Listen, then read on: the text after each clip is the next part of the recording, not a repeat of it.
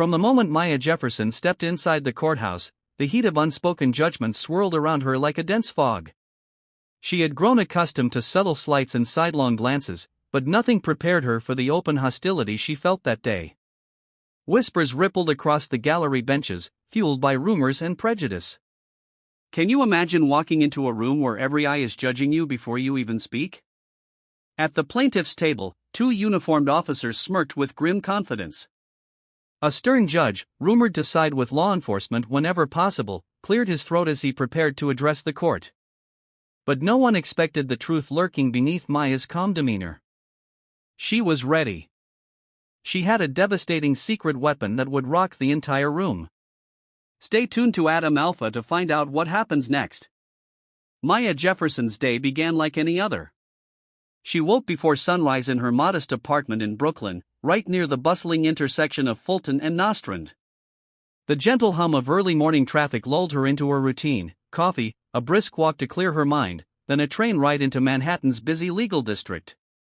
As she dressed in a pressed blouse and navy slacks, she mentally reviewed her schedule. She had a long list of errands for the Department of Justice that day, a docket filled with motions to file and briefs to read. Despite the mountain of responsibilities, she felt a quiet thrill. She loved her job and the privilege it gave her to help others, especially those often overlooked by the system. She never anticipated that her day would take a sharp turn when she decided to drive instead of taking the subway. A call had come in about a legal matter in the neighboring Queens neighborhood, and Maya wanted the flexibility of her car. She navigated the morning rush hour traffic, weaving cautiously past impatient commuters. Soft R&B played on the radio, her stress relieved by a gentle melody. She felt at peace until a siren screamed behind her. Glancing in her rearview mirror, she spotted a police cruiser tailing her. The lights flashed red and blue, dancing ominously against the windows of the buildings around them. Maya's pulse quickened. Though she had done nothing wrong, she signaled and pulled over, heart thumping. She reminded herself to stay calm. She knew the standard protocol: keep your hands visible, wait for the officer to approach, comply with instructions. Still, her mind swirled with memories of countless news stories about black motorists being harassed or harmed during routine stops. What would you do in her shoes, knowing the risks? Keep watching Adam Alpha to see how this unfolds. Moments later, two officers stepped out. One was tall and lanky, with pale skin and a mustache that hung limply above thin lips: Officer Troy Miller. The second, Officer Kevin Rohr, was heavier set, his face red from either the wind or irritation. They both approached Maya's window with a swagger that signaled authority. Maya lowered her window, greeted them politely, and asked how she could help.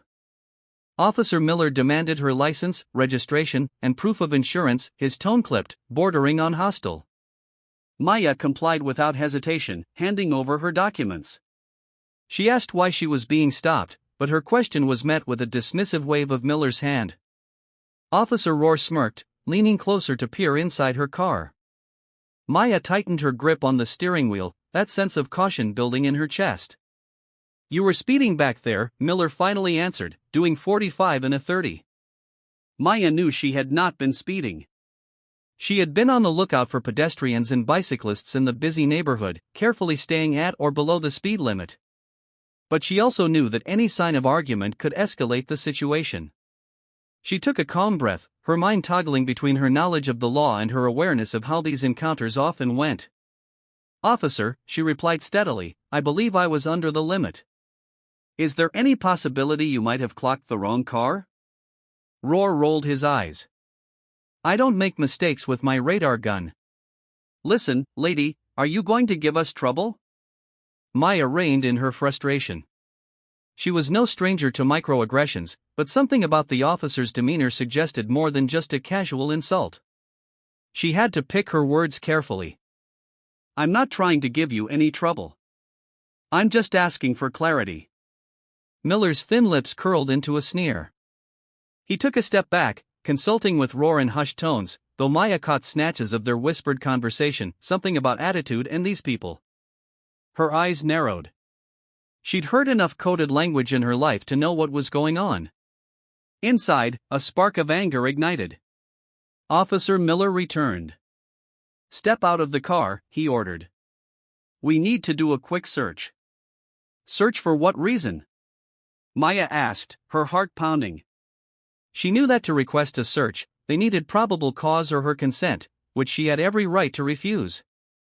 Roar huffed, leaning forward again. Are you resisting, ma'am? Maya shook her head, working hard to maintain a composed tone. I'm just asserting my right to ask why I'm being searched, that's all. The tension escalated quickly. Miller yanked on the door handle. Get out of the car now. Maya exhaled sharply and opened the door, stepping out slowly, hands visible. People on the sidewalk began to slow, curious about the scene unfolding. Maya noticed the sideways glances, the subtle shock or discomfort on bystanders' faces. Somewhere, a phone camera was raised, capturing the moment. She set her jaw in determination. If they wanted to play this game, she would comply, but only to a point. As Maya stood beside her car, Officer Rohr patted her down brusquely while Miller rummaged through the back seat. Maya had never felt so violated. Each time she tried to speak, Rohr snapped at her to stay quiet. She complied, though her anger roiled just beneath the surface. She wasn't just any passerby. She was a United States attorney in the making, someone who had worked tirelessly to uphold justice. She was intimately familiar with the law and the boundary these officers were crossing. Eventually, Miller slammed the back door. There's nothing here. Let's just write her up for speeding and maybe resisting an officer. Resisting? Maya repeated, alarmed. I cooperated fully. Rohr smirked again. We'll see what the report says. The officers didn't realize they had just picked a fight with someone who possessed extensive legal expertise, someone who, in a single phone call, could set a serious investigation into motion. But Maya held her cards close. She would not reveal her position yet. She wanted to see how far they'd take this charade. With her heart pounding, Maya promised herself she would fight back. This injustice would not go unanswered. Don't miss what happens next. Subscribe to Adam Alpha for the full story. As Maya watched the officers drive away, leaving her with a summons for speeding and a threat of additional charges, she felt herself trembling, not with fear, but with a blazing fury. The calm facade she displayed during the encounter had been her shield, honed over years of enduring casual racism, dismissive stares, and sneering comments that chipped away at her sense of belonging. A shield she'd carefully constructed out of pride, dignity, and, most of all, resolve. Long before she had the power to prosecute cases, Maya Jefferson had been a young girl growing up in the heart of Brooklyn. Her parents, Malcolm and Loretta Jefferson, had instilled in her a profound sense of justice from an early age. Her father was a history professor at CUNY, specializing in African American studies. Her mother was a social worker who advocated for low-income families. Dinner table conversations revolved around civil rights heroes, systemic oppression, and ways to fight for those who lacked the means to stand up for themselves. She learned from stories of ancestors who marched in Selma or staged sit-ins, the unbreakable spirit of resistance. But she also learned that real change required a blend of passion and strategic thinking. When Maya was just 9 years old, she witnessed a tense argument between her uncle and a police officer who had roughed him up without cause. Maya remembered feeling small and powerless, tears burning her eyes. That image of a grown man forced to stand there while he was unjustly berated never left her mind. It inspired her to pursue law, to become someone who could challenge abuse of power at its highest levels. In high school, Maya excelled in debate club, quickly becoming known for her sharp intellect and cool composure under pressure. She also volunteered at a local community legal aid office, where she saw firsthand how the law could be both a sword and a shield. A kindly lawyer named Sharon Fields mentored Maya, teaching her the basics of legal research and the importance of compassion. Sharon often said, "Empathy, Maya. Empathy. Without it, you become just another cog in a broken system." At Columbia University, Maya double majored in political science and African American studies. She'd often find herself in heated seminars about systemic racism, where her personal experiences and academic research melded into a deep conviction: the justice system needed to be reformed from within. She graduated with high honors, moved on to NYU School of Law, and later landed a coveted clerkship at the United States District Court for the Eastern District of New York. Her supervisors recognized her unwavering commitment to civil rights. When Maya moved on to a position with the Department of Justice in the Eastern District, it felt like destiny. All those years, Maya cultivated a keen understanding of the law's complexities and its potential to be wielded for good. She carried with her the stories of her family, her mentors, and the countless victims of injustice. She made a personal vow: if she ever encountered a situation of blatant racial discrimination, she would address it head-on. She believed in systematic change, but sometimes the path to that change required bold, individual stands. As she headed to her apartment after the confrontation with Officers Miller and Rohr, Maya's mind churned. The memory of their sneering faces, the humiliation of being searched on the sidewalk for no legitimate reason, refused to fade. The old rage of feeling powerless flashed to life, but this time, she was not a helpless child. She had the means and the authority to fight back. Want to know how Maya plans her next move? Keep following Adam Alpha for the jaw-dropping details. Once home, she sat at her kitchen table, the smell of fresh coffee still clinging to the air. The summons lay next to her laptop like a badge of injustice. She wanted to shred it in frustration, but she knew better. This was more than just a ticket, it was evidence. She opened her laptop and typed a quick memo summarizing what had happened. She included the time, location, and the details of the officer's conduct. She described the racist undertones, their bullying tactics, and their threat to add bogus charges for resisting. Her notes were precise, every detail mattered in a potential investigation. Then she made a call to an old friend, Marcus Reed, a fellow attorney who worked in a different branch of the Justice Department. Marcus had been her classmate at NYU, a brilliant litigator with a passion for rooting out police misconduct. Maya didn't give him all the details over the phone, just enough so he understood this was something serious, something that might require federal oversight. Marcus agreed to help in any way he could. Throughout the evening, Maya's emotions whirled between simmering anger and resolute determination. She thought of her parents, who had always stood up for what was right. She thought of Sharon Fields, who taught her the power of empathy and strategy. She thought of all the people who had been in her situation, lacking the resources or the knowledge to fight back. She refused to let this incident be swept under the rug. Tomorrow, she whispered aloud, locking her notes in her home safe. Tomorrow, I take the first step. Morning sunlight filtered through Maya's window, gilding her living room in a soft glow. She woke feeling more determined than ever, but also with a gnawing unease about what might happen next. She was used to legal battles playing out behind stacks of briefs and motions, not on the side of a city street in front of random onlookers.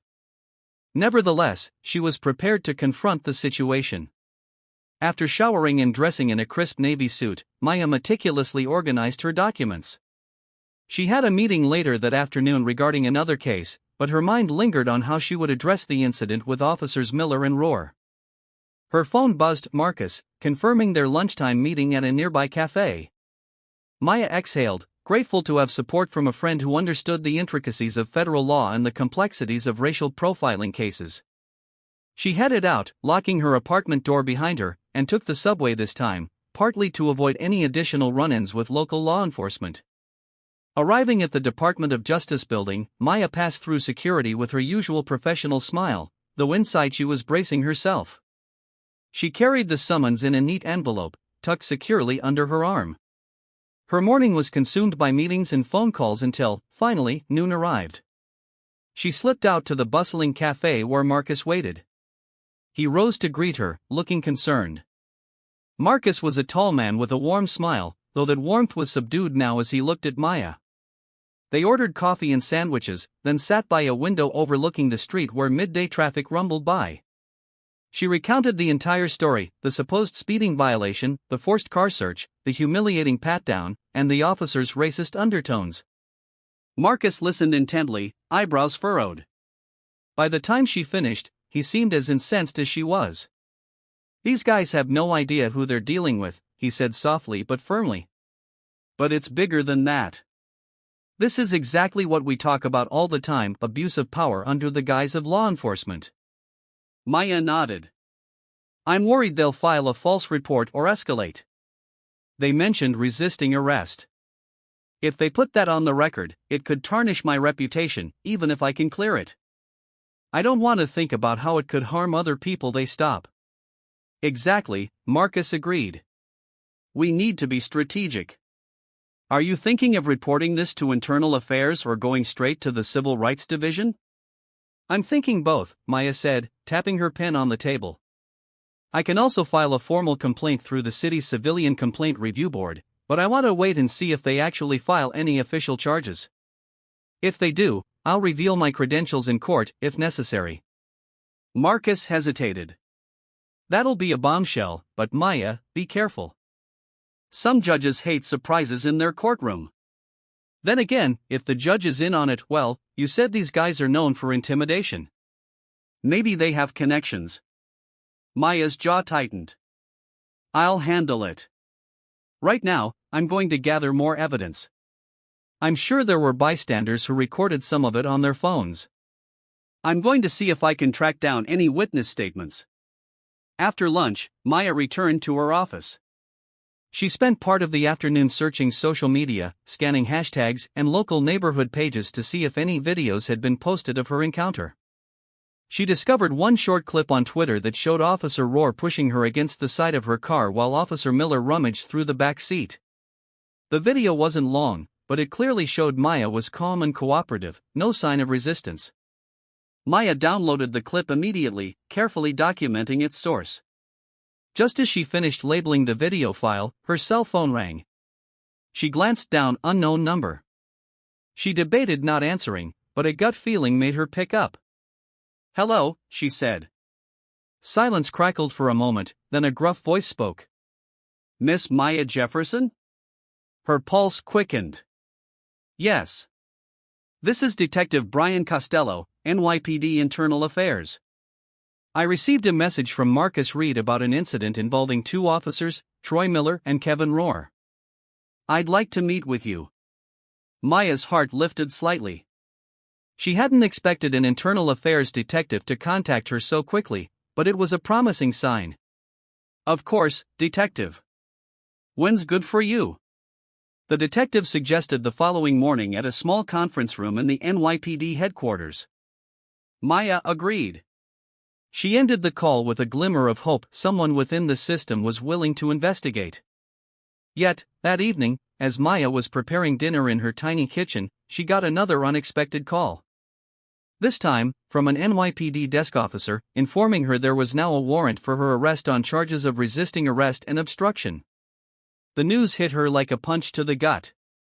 She nearly dropped her phone. The officer stated that Maya was required to report to the local precinct or face additional penalties. Her mind reeled. They had actually done it, twisted the story to paint her as the aggressor. She cursed under her breath, panic warring with fury. Then she remembered who she was. She inhaled, holding on to her composure. This was beyond mere intimidation. This was a calculated move to scare her and tarnish her record before she could push forward with her complaint.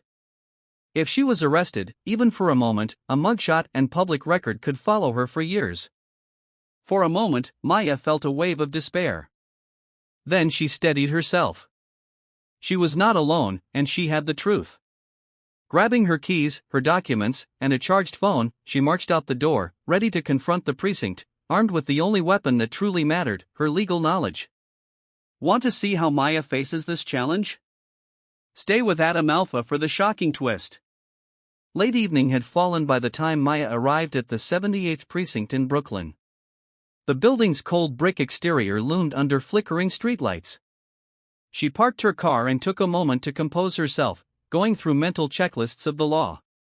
Her breath came quickly, betraying the nerves she tried to mask under her professional exterior. When Maya stepped into the station, the stale smell of sweat and old coffee assaulted her senses. Officers milled about, some handling paperwork, others chatting idly. The moment she approached the counter, heads turned. She told the desk sergeant she was there regarding a warrant. The desk sergeant, a graying man with tired eyes, seemed perplexed at first, perhaps not expecting the subject of a warrant to calmly walk in. He instructed her to wait. Maya settled into a plastic chair under flickering fluorescent lights, ignoring the suspicious glares from some officers. After an agonizing half hour, a young officer led her to a small interrogation room. Its cinder-block walls were painted an off-white, and a single overhead light buzzed faintly. She set her documents on the table, her heart thumping. Shortly after, Detective Brian Costello entered. He was tall, broad-shouldered, with a neatly trimmed beard. Maya recognized his voice from the phone call. He gave her a nod that was somewhere between professional courtesy and sympathy. "Miss Jefferson, thank you for coming in," he said.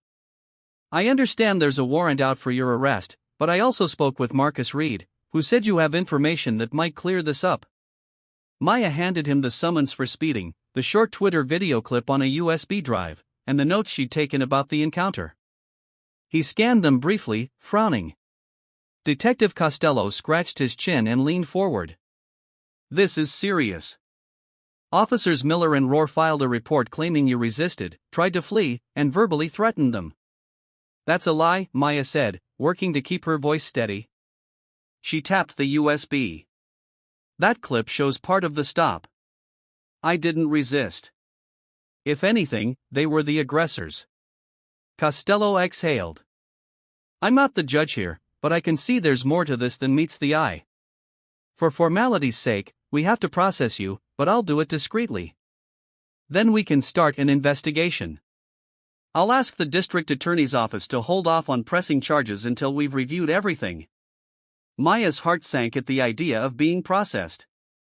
She nodded, though, understanding the protocol. "All right," she managed. He escorted her through a series of hallways. Maya's cheeks burned with humiliation as she was fingerprinted and briefly photographed, though Costello ensured she was not handcuffed. The entire ordeal felt surreal.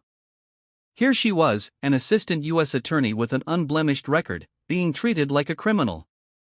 She forced herself to breathe, reminding herself this was temporary and justice could still prevail. After what felt like an eternity, Costello returned her belongings. He guided her to a quieter office space, away from curious eyes. There, Maya recounted her story again in detail, from the moment she saw the flashing lights to the officer's sneering remarks and the baseless search of her vehicle. Costello took copious notes. "I'll need to interview them separately," he said, "but let's be clear, if they claimed you resisted and you have video evidence to the contrary, this could be a serious case of falsified reports." "It's not just about me," Maya said, her voice steady despite the knot in her stomach. "This is likely a pattern. If they did it to me, they could be doing it to countless others who don't have the resources or the knowledge to fight back." Costello paused, then nodded. "I understand. I'll do my part, but keep in mind that this precinct tends to close ranks. Not everyone's going to be happy I'm looking into it." Maya thanked him for his honesty. By the time she left the station, her emotions teetered between relief at having found a potential ally and outrage at the system's willingness to protect bad actors. She returned home in the early hours, exhausted, her mind churning with potential next steps. She needed to inform her superiors at the Department of Justice. An actual arrest record, no matter how unfounded, would raise questions. But if there was ever a test of the system she believed in, this was it. Sleep didn't come easily. She lay awake, replaying the precinct scene over and over, the cold demands for her fingerprints, the flash of the camera capturing her mugshot. She felt an unfamiliar vulnerability, tempered only by her unwavering resolve. One thought circled in her mind: let them see me in court. Let them see who I really am. And when that moment came, she would not hold back. Ready for the courtroom showdown? Don't miss the next part on Adam Alpha. The summons and the warrant demanded that Maya appear in criminal court just 1 week later. In that short span, Maya hired a private defense lawyer, an ironic twist, given her own role as a federal prosecutor. She chose a seasoned attorney named Stella Morano, known for her expertise in wrongful arrests and civil rights cases. Stella was a fiery advocate who had taken on NYPD officers before and won. On the morning of the hearing, Maya dressed impeccably in a charcoal gray skirt suit. She stood in front of the mirror, adjusting her hair, a soft twist pinned at the nape of her neck, reflecting the controlled fury simmering inside her. She refused to walk into that courtroom looking disheveled or intimidated. She was determined to hold her head high. Stella picked her up, and together they traveled to the Kings County Criminal Court in downtown Brooklyn. The building's cavernous interior buzzed with the daily chaos of arraignments and hearings, lawyers scurrying with thick case files, defendants in cheap suits pacing nervously, and stoic officers watching from the corners. The air reeked of stale coffee and tension. As Maya and Stella entered the courtroom, Maya's pulse accelerated. She recognized the presiding judge from local headlines, Judge Alan Harrison. He was rumored to be tough on defendants and notoriously deferential to law enforcement. He rarely questioned police testimony, even when there were inconsistencies. Rumor had it that complaints of racial bias often fell on deaf ears in his court. Before their case was called, Maya glanced at the front row of benches where Officers Miller and Rohr sat, their uniforms crisp, expression smug. Their attorney, a stern-faced district attorney named Caroline Whitaker, whispered something to them, prompting laughter from Rohr. Maya swallowed her anger, her heart thumping. She reminded herself of her father's words, "Never lose your cool in the face of injustice. That's when they have power over you." Finally, the court clerk announced Maya's case. Stella walked forward, Maya by her side. A hush fell. Judge Harrison flipped through the file, his expression impassive. Caroline Whitaker stood first, outlining the charges of resisting arrest, obstruction of governmental administration, and disorderly conduct. She claimed Maya had become belligerent during a lawful traffic stop, refused to comply with officer instructions, and even attempted to flee. At that last statement, Maya nearly snorted in disbelief. Stella placed a steady hand on her arm, cautioning her to remain composed. Once Caroline finished, Stella cleared her throat and stepped forward. "Your Honor," Stella began, her voice calm but resonant, "my client categorically denies these charges. We have video evidence, brief but crucial, that contradicts the officer's account. Miss Jefferson not only cooperated fully but was subjected to an improper search and humiliating treatment." Judge Harrison peered over his reading glasses. "Video evidence? Is it from a body cam?" "It's from a bystander," Stella replied, "shot on a cell phone and posted online. We have the original file as well." Caroline interjected, "Your Honor, I'd caution reliance on shaky cell phone videos.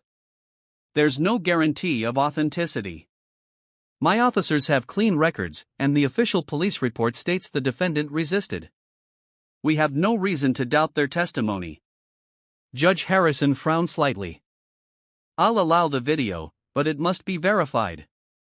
For now, we'll proceed with the arraignment. Miss Jefferson, how do you plead?" Stella spoke before Maya could. "Not guilty, Your Honor." Harrison made a note. "Very well. Let's schedule a preliminary hearing to review the evidence." He glanced up at Maya for the first time, his gaze lingering. Maya felt an unsettling chill, as though he was assessing more than just her posture. "Bail is set at $5,000. Next matter." Maya's cheeks flamed with indignation at the idea of bail for such a charge, but Stella had prepared for this. She posted bail immediately. As Maya turned to leave, her eyes locked with Officer Miller. He smirked, his lips mouthing words she couldn't fully discern, but she recognized the contempt. She forced herself to turn away. Out in the hallway, Stella led her to a bench. "This is going to be an uphill battle with Harrison on the bench," Stella sighed. "And that DA, Whitaker, she's got a reputation for defending the police at all costs." Maya stared at the corridor's drab walls, mind racing. "I'm not backing down. I need to speak with the Civil Rights Division.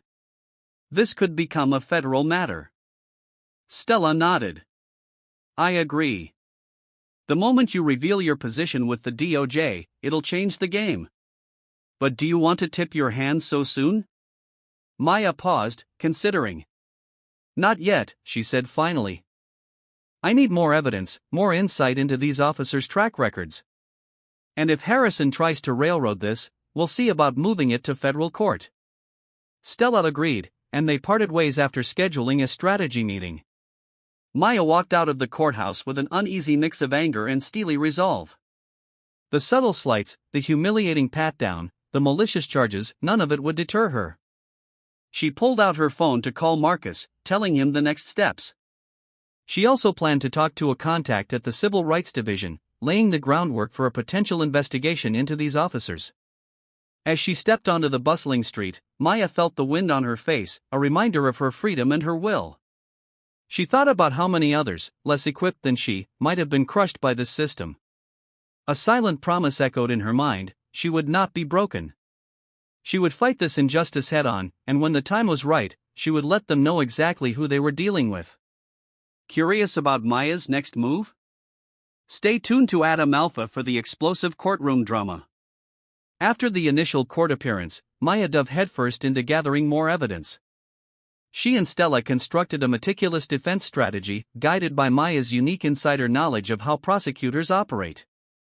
During her free hours, late into the night, she pored over case law, studied previous complaints against officers Miller and Rohr, and analyzed the local precinct's record of misconduct allegations. Marcus put Maya in touch with Samira Green, a staff attorney at the New York Civil Liberties Union, who specialized in police accountability. Over a cup of coffee at a local diner, Maya shared the details of her case. Samira provided Maya with a trove of insights into Miller and Rohr's histories. They had been named in at least 3 prior complaints for excessive force, though none had resulted in formal discipline. The complaints had all been dismissed for lack of evidence. Samira sighed, pushing the files toward Maya. The pattern's there. We just need to prove it conclusively. And since you have that video, that's a start. Maya thumbed through the documents, her heart pounding. She saw statements from individuals who claimed they'd been harassed or manhandled by Miller and Rohr. She frowned, eyes scanning lines about unlawful searches, intimidation, and racial slurs. The language of the complainants varied, but the core allegations were disturbingly similar. The officers targeted people of color during traffic stops and escalated the encounters without clear justification. Why weren't any of these complaints sustained? Maya asked softly, though she suspected the answer. Samira rolled her eyes. You know how it goes. Witnesses can't be tracked down, internal affairs finds some technical reason to dismiss them, or the judge gives officers the benefit of the doubt. It's a systemic thing. Maya clenched her jaw. Well, maybe this time it'll be different. Samira smiled, a hint of optimism shining through her fatigue. It might be. You have the credentials, and you clearly know how to navigate the system. Just be cautious, the pushback might get ugly.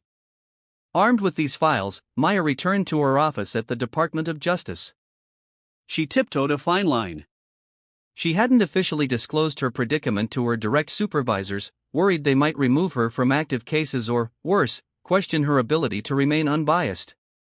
Still, she confided in one colleague, Jennifer Roble, who had become a close friend over the years. Jennifer listened with rapt attention as Maya laid out the events. This is insane, Jennifer said, pacing the office. These officers clearly picked the wrong person to harass. But Maya, you've got to protect yourself. The minute they find out you're a federal attorney, it could escalate. Maya nodded. I know. But if I reveal it at the right time, it might scare them into dropping the case or possibly open them up to federal charges. She hesitated, then added, I just hope the judge doesn't dismiss me outright because of some prejudice. Jennifer folded her arms. If he does, you file a motion to recuse him or transfer. You have the law on your side. And if that fails, well, the Civil Rights Division might open a full-blown investigation. That possibility buoyed Maya's spirits. The Department of Justice had, in recent years, become more active in investigating police departments for patterns of unlawful conduct. If Maya could present compelling evidence, perhaps the DOJ would step in. She had no illusions it could take months, if not years, to see real accountability, but she was prepared for the long haul. The next few days blurred into a whirlwind of legal motions. Stella filed a motion to dismiss the charges, citing contradictory evidence in the police report and the cell phone footage. Meanwhile, Maya quietly reached out to the bystander who had filmed the stop. The woman, Kesha Brown, was initially reluctant to get involved, but once Maya explained the stakes, Kesha agreed to provide a sworn statement. Her affidavit described the entire incident, emphasizing that Maya never raised her voice, never physically resisted, and complied with every order the officers gave. Kesha recounted hearing the officers mutter demeaning comments about Maya being one of those loudmouths and acting above her station. Though the statements weren't overtly racial on the video, the undertones were clear. Maya's gut twisted as she read it. It was the same kind of ugly prejudice she had felt in every glare and every mocking sneer from Miller and Rohr. Finally, the day of the preliminary hearing arrived. Maya, Stella, and Marcus walked into the courthouse, armed with sworn statements, video evidence, and a stack of the officers' past complaints. Maya felt anxious energy crackling through her. This was the moment where she might expose them or at least plant doubt in the judge's mind. But one question still gnawed at her: would Judge Harrison actually consider the evidence fairly? She took her seat at the defense table. Across the aisle, the prosecution team, led by Caroline Whitaker, sat with the officers. Whitaker wore a self-assured expression, as though she already had the judge's verdict in her pocket. Miller and Rohr stared directly at Maya, arms folded, as if daring her to meet their gaze. Maya didn't flinch. She inhaled, clasped her hands, and reminded herself she was not just fighting for her own vindication, she was fighting for every person who had been silenced or discredited by officers like Miller and Rohr. Can Maya turn the tables in court? Find out on Adam Alpha. As the court clerk called the case, Maya's eyes flicked to the judge's bench. Harrison stepped in, robe flowing. He cleared his throat, ready to begin. Maya's pulse pounded in her ears. Whatever happened next could determine if truth would finally see the light or if the system's ingrained bias would crush her too. The preliminary hearing opened with formalities. Judge Harrison, his expression stony, ordered both sides to present their arguments. Caroline Whitaker strode to the lectern first, methodically outlining the police narrative. Maya allegedly refused multiple commands, acted aggressively, and impeded the officer's lawful investigation. Whitaker described Maya's behavior in hyperbolic terms, painting her as an out-of-control individual who had no respect for law enforcement. Maya's stomach turned at the lies, but she schooled her features into neutrality. Next, Stella took the floor with measured confidence. She introduced the cell phone video, playing it for the court. The short clip showed Maya calmly standing by her car while Officer Rohr forcibly patted her down. There was no sign of aggression on Maya's part. In the background, snippets of the officer's snide comments could be heard, albeit faintly. Stella pointed out the lack of any audible commands from the officers that Maya allegedly refused. Judge Harrison leaned forward, peering at the screen. A flicker of something, surprise, perhaps, passed across his face before it hardened again. Once the video ended, Stella called Kesha Brown to the stand. Kesha testified that she had recorded the video and witnessed the incident from start to finish. She emphasized that Maya never resisted or obstructed. She also recounted hearing one officer call Maya a loudmouth, though she couldn't identify which one specifically. Whitaker rose for cross-examination, her voice dripping with skepticism. "Miss Brown, could you have missed something while filming? Isn't it possible Miss Jefferson resisted before you started recording?" "No," Kesha replied firmly, meeting Whitaker's gaze. "I started recording the moment I saw them pull her out of the car." She didn't struggle or yell. Whitaker pressed further. "But you only captured a few seconds of the incident. There could have been more." Kesha stood her ground. "I watched the whole thing from across the street." She was calm the entire time. When Kesha stepped down, Stella presented the complaint records against Officers Miller and Rohr. Whitaker objected, claiming they were irrelevant. Judge Harrison frowned, looking inclined to agree with Whitaker for a moment. Maya feared he'd strike the evidence entirely, but Stella argued that the officer's history of similar complaints showed a pattern of misconduct. Harrison allowed a brief discussion of the records but only as context, refusing to let them overshadow the current case. Caroline Whitaker then called Officer Miller to testify. He spoke in a clipped tone, detailing how Maya refused to comply by questioning their authority. He described Maya as irate, claiming she'd screamed and made threats. Maya's frustration mounted, none of it was true. Then Rohr took the stand, echoing Miller's statements. They both stuck to the script, doubling down on Maya's alleged aggression. Throughout the testimony, Maya sensed Judge Harrison's patience wearing thin, yet not necessarily with the officers.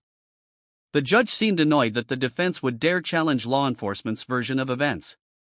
His tone grew sharper each time Stella objected or asked pointed questions. Finally, Stella informed the court that Maya herself wished to testify. Maya stood, smoothing her suit jacket. She walked to the witness stand, nerves dancing in her stomach. She glanced at the judge, who regarded her with a hint of displeasure, perhaps bracing for an emotional plea. But Maya had no intention of making an emotional spectacle. She was there to tell the truth. Under Stella's questioning, Maya recounted the stop with calm precision. She clarified that she had never resisted and had asked only about the reason for the search. Stella guided her to explain how the officers escalated the situation. Then came the cross-examination. Caroline Whitaker approached, eyes cool. "Miss Jefferson," she began, "is it true that you questioned the officer's decision to stop you and conduct a search?" Maya nodded. "Yes, I asked why I was being searched." "That's not illegal." "I never refused to comply." Whitaker's lips curved slightly. "But you did speak back to them, correct? You didn't remain silent." Maya resisted the urge to roll her eyes. "Asking questions is not resisting, counselor." Whitaker's voice hardened. "Isn't it possible that you were irritated and hostile? Perhaps the officers perceived your tone as threatening?" Maya took a measured breath. "I used a calm tone the entire time, which is evident from the video. The officer's perception doesn't align with the actual footage." At that point, Maya felt a surge of adrenaline. This was her moment. She turned to the judge. "Your Honor, if I may, there's additional context regarding my understanding of the law during that stop." Judge Harrison raised an eyebrow. "What context is that?" Maya looked at him squarely. "I am an assistant U.S. attorney with the Department of Justice, Eastern District of New York." A murmur rippled through the courtroom. Stella stood a bit taller. Whitaker's eyes widened momentarily, then narrowed. Officers Miller and Rohr exchanged stunned glances. Judge Harrison's face froze for a moment. The tension hung thick in the air, as though the very walls of the courtroom were shocked into silence.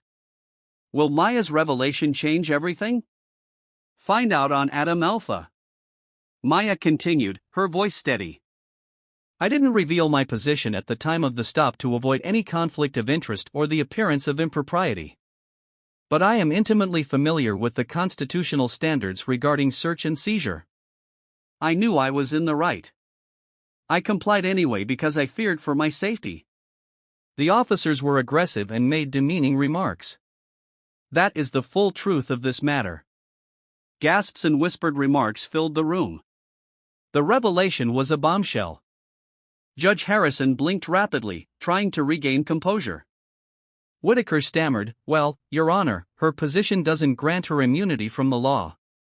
"She still..." Harrison raised a hand, his eyes flicking to Maya, then to the officers. "Indeed, it does not," he said carefully, "but it certainly adds weight to her understanding of the situation." The courtroom buzzed like an electric wire. Maya felt the shift in the air, an undeniable pivot in power dynamics. The racist cops and the skeptical judge had just discovered that the woman they tried to railroad wasn't merely a random defendant. She was someone who could navigate the federal system. And that single fact changed everything. The revelation of Maya's position as a U.S. attorney triggered a cascade of events. Within 24 hours, a wave of internal and external scrutiny descended on the NYPD.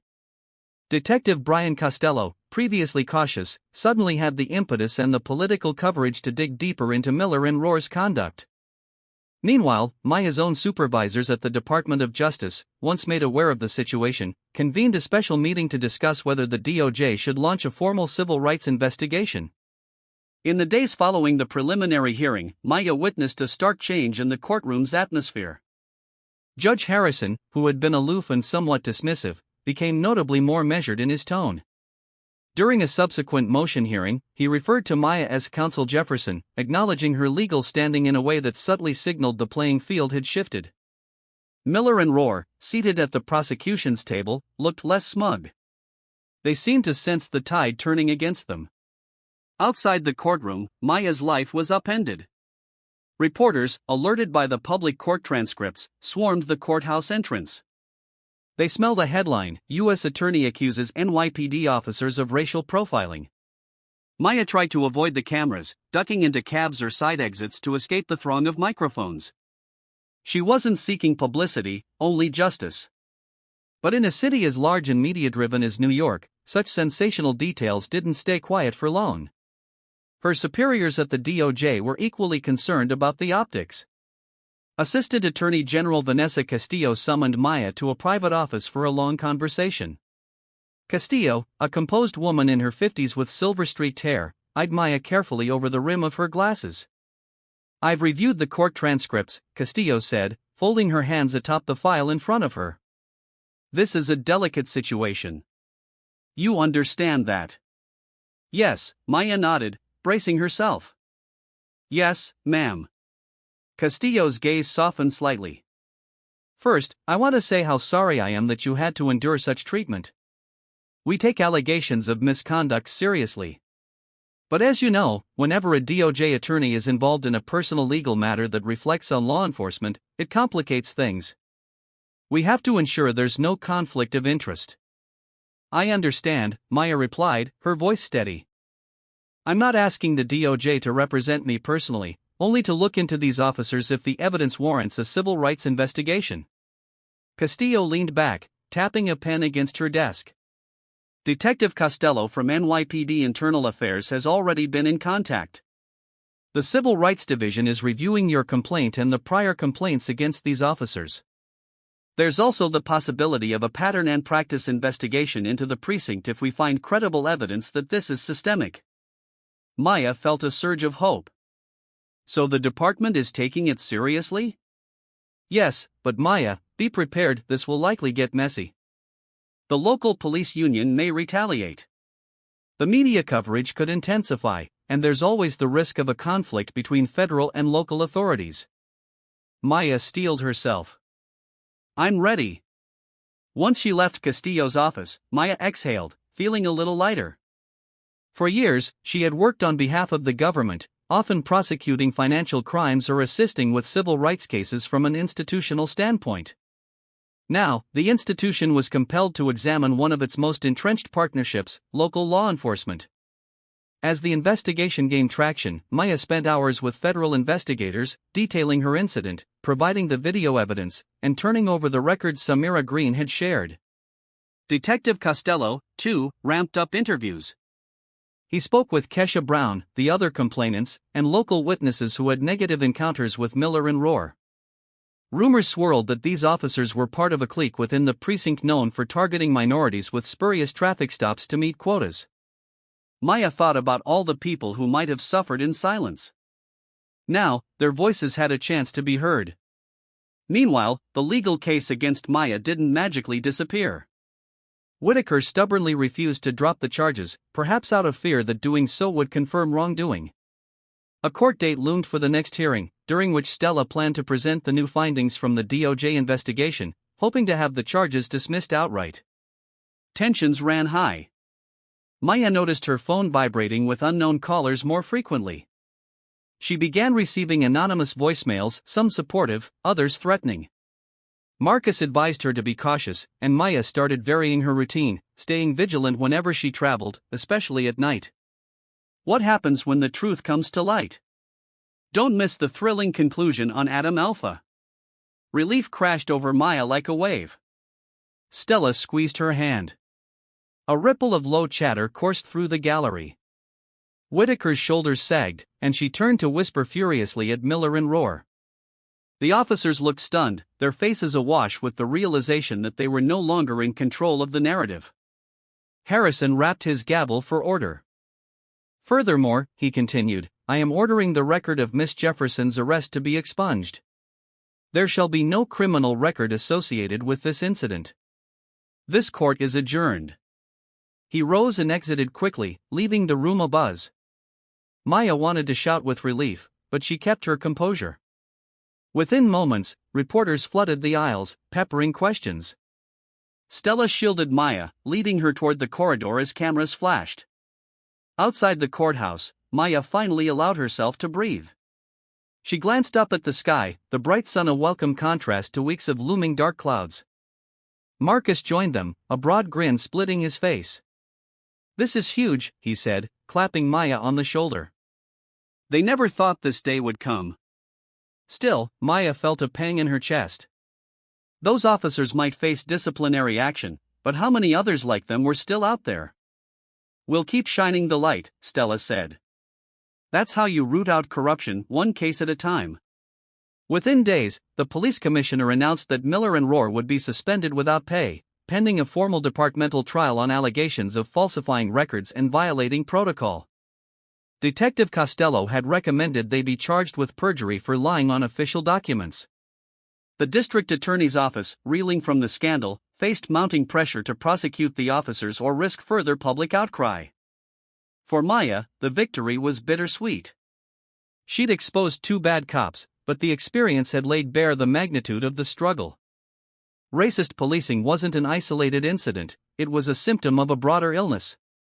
Nonetheless, she had proven that with unwavering resolve and the right resources, justice could prevail against entrenched power. The karmic backlash had come swiftly for Miller and Rohr, and it was well-deserved. In the following weeks, Maya supported the Civil Rights Division's deeper probe into the precinct. Some officers cooperated, emboldened to speak out about discriminatory practices they'd witnessed. Others remained silent or defensive. Still, the tide seemed to be turning, at least a bit, toward accountability. Late one evening, Maya sat in her kitchen, nursing a cup of chamomile tea while scrolling through the day's news. Headlines blared about the scandal, about the suspended officers, about the possibility of broader reforms. She set down her phone, exhaustion pulling at her, but also a spark of hope. She had walked through the fire and emerged, not unscathed. She would never forget the humiliation of that arrest or the fear, but stronger, resolute. If the system could be swayed to protect one innocent person, perhaps with continued pressure, it could protect many more. Maya Jefferson would do everything in her power to ensure it. Because sometimes, karma needed a helping hand, and she was more than willing to provide it. A month passed since the charges against Maya were dismissed, and life took on a new rhythm. Though she returned to her usual duties at the Department of Justice, things were far from normal. Her story had ignited a wide conversation about racial profiling and police accountability. Community groups hosted forums, inviting Maya to speak. She accepted when she could, standing before crowds of concerned citizens to share her experience. Each time she spoke, she emphasized she was not anti-police, she was pro-justice. The applause and cheers fueled her resolve. Meanwhile, the attorney cleared his throat. "Thank you for agreeing to meet. My clients, Officers Miller and Rohr, are willing to accept disciplinary measures if you drop any pursuit of federal charges. They claim they never intended for this to escalate the way it did." Maya felt a cold anger coil in her. So now they're sorry? Now that they're facing real consequences?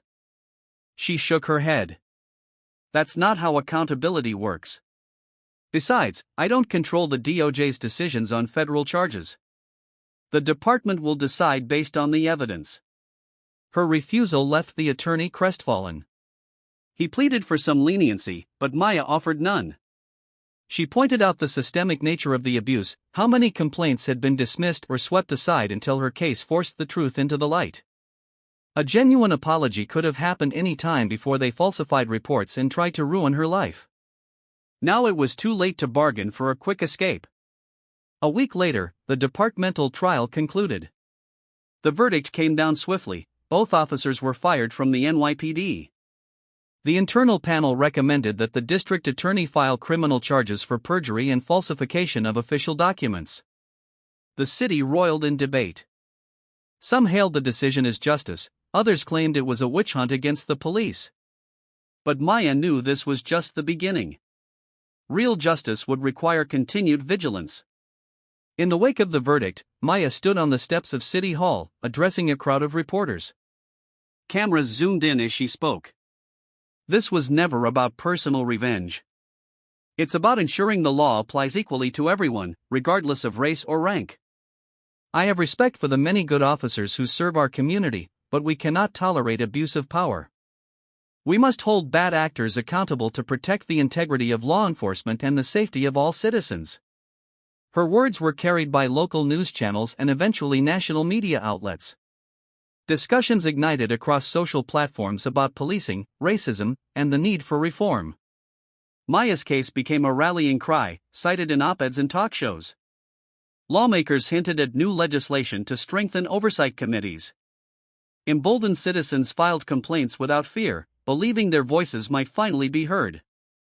Through it all, Maya maintained her day job at the DOJ, quietly handling her caseload. She never flaunted her newfound fame. Instead, she invested her energy into community outreach, pushing for policy changes at every level of the justice system. She collaborated with civil rights groups, forging alliances that extended beyond the borders of New York.